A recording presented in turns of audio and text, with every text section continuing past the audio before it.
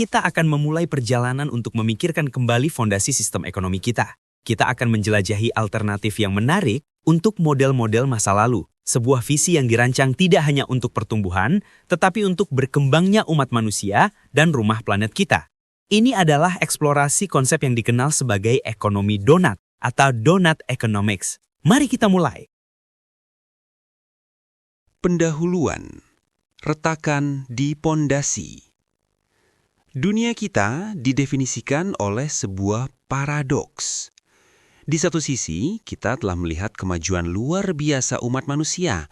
Harapan hidup telah meningkat, dan teknologi menghubungkan kita dengan cara yang dulunya tak terbayangkan. Di sisi lain, kita menghadapi konvergensi krisis, ketidaksamaan yang mengganga, di mana kekayaan segelintir orang melampaui kekayaan miliaran orang, dan darurat ekologis yang mengancam stabilitas satu-satunya rumah kita. Selama beberapa dekade, kita telah dipandu oleh prinsip ekonomi dari era lampau, menggunakan peta usang untuk menavigasi lanskap baru. Bahasa ekonomi abad ke-20 yang berfokus sempit pada produk domestik bruto atau PDB telah membutakan kita terhadap biaya sebenarnya kemajuan, degradasi lingkungan kita, dan retakan masyarakat. Sudah jelas bahwa kita membutuhkan kisar ekonomi yang baru, yang sesuai untuk tantangan dan peluang unik abad ke-21. Ini bukan hanya tentang menyesuaikan sistem, ini tentang mengubah tujuan dasarnya. Bab 1. Donat, kompas untuk kemanusiaan. Jadi, apa tujuan barunya? Ekonom Cat Raworth mengusulkan jawaban yang kuat dan visual, yaitu donat. Bayangkan sebuah cincin, tempat yang manis bagi umat manusia untuk berkembang di dalamnya. Cincin bagian dalam donat ini mewakili fondasi sosial. Ini adalah dasar kesejahteraan manusia, terdiri dari 12 kebutuhan esensial, seperti makanan, air bersih, layanan kesehatan, pendidikan, suara politik, dan kesetaraan sosial. Jatuh ke dalam lubang donat ini berarti kehilangan hal-hal mendasar dalam hidup. Cincin luar mewakili langit-langit ekologis. Ini terdiri dari batas-batas planet yang tidak boleh kita lewati, seperti perubahan iklim, hilangnya keanekaragaman hayati, dan polusi. Hidup melampaui cincin luar ini berarti menurunkan secara kritis sistem pendukung kehidupan bumi. Ruang di antara kedua cincin ini, donat itu sendiri, adalah ruang yang aman dan adil bagi umat manusia. Tujuan kita bukan lagi pertumbuhan tanpa akhir di planet yang terbatas. Tujuannya adalah untuk memastikan bahwa setiap orang memiliki sumber daya untuk menjalani kehidupan yang bermartabat, sambil memastikan kita tidak secara kolektif membebani planet kita. Bab 2. Ekonomi yang tertanam. Kita semua terhubung. Ekonomi lama mengajarkan kita untuk melihat ekonomi sebagai mesin yang tertutup, mandiri, dengan uang mengalir dalam lingkaran sederhana antar rumah tangga dan bisnis. Pandangan ini tidak hanya terlalu sederhana, itu sangat tidak akurat. Model yang lebih jujur melihat ekonomi sebagai sistem yang tertanam atau embedded system, mirip dengan taman yang sangat terhubung dengan lingkungannya. Ekonomi ini dipelihara oleh dan bergantung pada beberapa sumber vital. Itu berakar pada planet yang sehat yang menyediakan semua bahan dan energi. Itu diberdayakan oleh masyarakat dan komunitas yang membangun kepercayaan dan kerjasama. Itu didukung oleh pekerjaan yang sering tidak terlihat dari rumah tangga dan pengasuh. Itu diatur oleh negara yang akuntabel. Itu didorong oleh pengetahuan dan sumber daya bersama yang dikenal sebagai the commons. Dalam pandangan ini, pasar hanyalah satu peserta di antara banyak.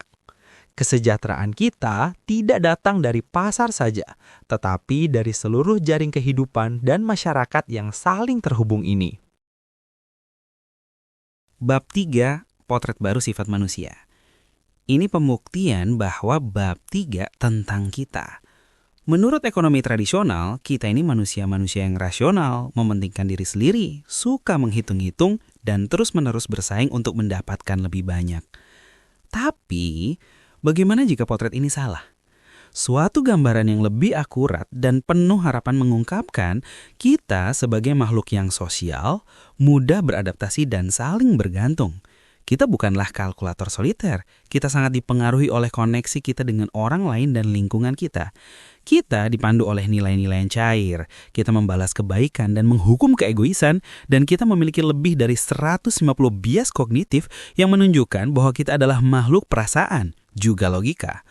Lebih jauh, kita harus melihat diri kita bukan sebagai tuan alam, tapi sebagai satu utas dalam jaring kehidupan. Dengan merangkul pandangan diri kita yang lebih kompleks dan realistis ini, kita dapat merancang sistem ekonomi yang mengeluarkan kualitas terbaik kita, kerjasama kita, kecerdikan kita, dan kepedulian kita terhadap satu sama lain dan dunia yang kita tinggali. Bab 4. Dari mesin ke taman, mengolah ekonomi hidup. Jika pandangan kita tentang kemanusiaan cacat, begitu juga metafora kita untuk ekonomi itu sendiri.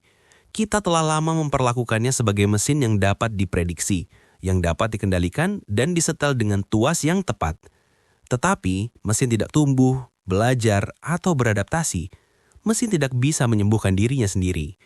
Metafora yang jauh lebih baik adalah melihat ekonomi sebagai organisme hidup atau taman. Seorang tukang kebun tidak memerintahkan tanaman untuk tumbuh. Sebaliknya, mereka menciptakan kondisi yang tepat, tanah yang baik, air, sinar matahari, agar tanaman itu berkembang. Demikian pula, tujuan kita seharusnya bukan mengontrol ekonomi secara mekanis, tetapi mengolah ketahanan bawaannya. Ini berarti beralih dari sistem yang secara default memecah belah dan degeneratif menjadi sistem yang distributif dan regeneratif. Kita harus merancang ekonomi yang secara proaktif membagikan nilai secara luas, bukan yang membiarkan kekayaan terkonsentrasi, yang bekerja selaras dengan siklus planet yang memperbaharui dan memulihkan, daripada hanya mengambil dan mencembari. Bab 5. Merancang dunia yang berfungsi untuk semua. Bagaimana kita mempraktikkan prinsip-prinsip ini? Kita harus mengatasi tantangan kembar ketidaksetaraan dan pembusukan ekologis dengan desain yang disengaja. Untuk mengatasi ketidaksetaraan, kita harus melihat melampaui batas-batas nasional dan melihat diri kita sebagai komunitas global. Sementara migrasi dan remitansi telah membantu mendistribusikan kekayaan, kita sekarang memiliki alat baru yang kuat seperti mobile banking dan platform digital yang dapat menyalurkan sumber daya langsung kepada mereka yang berada dalam kemiskinan ekstrim. Bertanya, mengapa kita tidak menyediakan pendapatan dasar atau basic income untuk semua? Untuk menyembuhkan planet kita harus meninggalkan model ambil buat buang, take, make, and waste, di era industri. Sistem linear ini pada dasarnya bertentangan dengan alam, di mana tidak ada limbah. Semuanya adalah makanan untuk sesuatu yang lain. Tujuannya adalah ekonomi sirkular, di mana kita meminimalkan kerugian dengan menggunakan kembali, memperbaiki, dan mendaur ulang semuanya. Tanggung jawab perusahaan harus berkembang dari melakukan yang minimum menjadi benar-benar murah hati dan regeneratif, secara aktif bekerja untuk memulihkan apa yang telah rusak. Kesimpulan. Undangan Anda ke taman. Visi ekonomi Donat bukanlah utopia yang jauh. Ini adalah kompas yang praktis dan penuh harapan untuk masa depan. Mengundang kita untuk menjadi tukang kebun dari ekonomi baru. Ini berarti melepaskan kecanduan kita pada PDB dan merangkul definisi kekayaan yang lebih kaya. Salah satunya yang mencakut kesehatan komunitas kita dan planet kita. Transisi dimulai dengan pergeseran perspektif. Dari melihat ekonomi sebagai mesin yang kita operasikan, menjadi organisme yang kita pelihara. Ini menuntut kita untuk menghargai kontribusi semua. Rumah tangga, negara, pasar, dan the commons. Maka kami meninggalkan Anda dengan sebuah undangan. Dimanapun Anda berada di dunia, apapun peran Anda, tanyakan pada diri Anda. Pilihan apa yang dapat saya mulai buat sebagai konsumen, pekerja, pemimpin, atau anggota komunitas yang akan mempromosikan distribusi kekayaan yang lebih adil dan membantu menyembuhkan planet kita? Perjalanan ke ruang donat yang aman dan adil dimulai dengan satu langkah yang disadari. Sekian ringkasan buku pada episode ini. Semoga pembahasan tadi membuka wawasan baru ya. Jika kalian terbantu, like, share, dan subscribe untuk mendukung channel ini. Terima kasih banyak dan sampai jumpa di video berikutnya.